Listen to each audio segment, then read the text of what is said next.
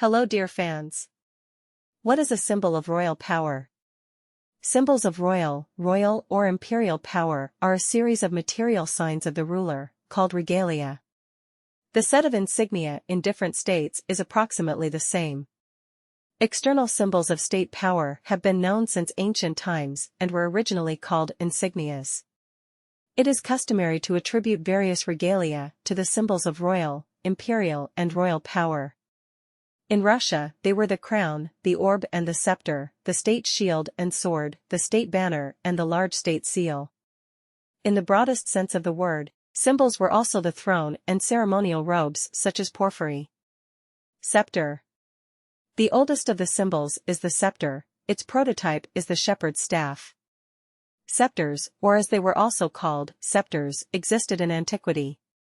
In Rome, they were used by the generals who won the battle. The Romans also had a tradition of sending the scepter to their allies as a sign of friendship. Scepters were considered in antiquity to be attributes of Zeus, Jupiter, and Hera, Juno.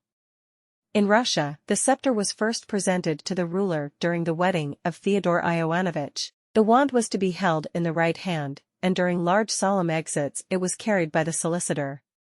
Power.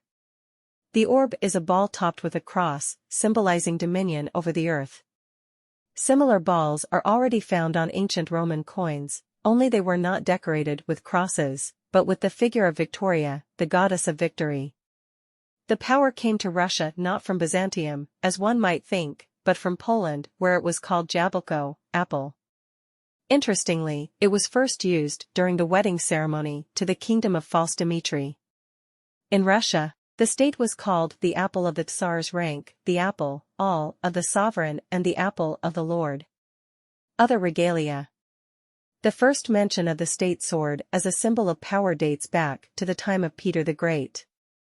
Under him, according to the regulations of the Chamber Collegium, the treasury was supposed to keep the scepter, orb, crown, sword and key.